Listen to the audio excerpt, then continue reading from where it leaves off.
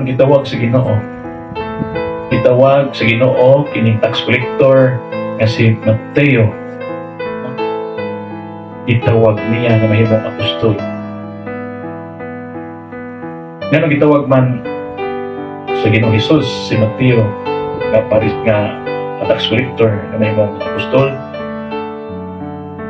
Tungod kay ang Ginoo motawag siya dili tungod kung kinsa kita sa kaniadto o sa milabay nga kinabuhi. Ang Ginoo is after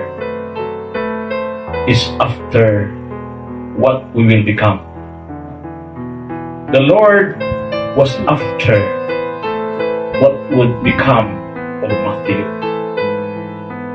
The Lord did not call Matthew of what he was, but the Lord called Matthew of what he will become.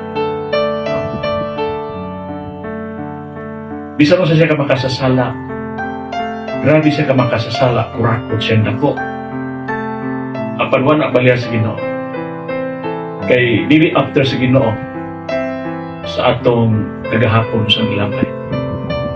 Kung sa'y gusto sa Ginoo, mao ang umaabot. Kung sa man ang umaabot ni Mateo, na mahimo siya apostol, na mahimo siya instrumento sa Ginoo alang sa kaluwasan sa katawhan. Aron nga si Mateo mahimo nga balaan.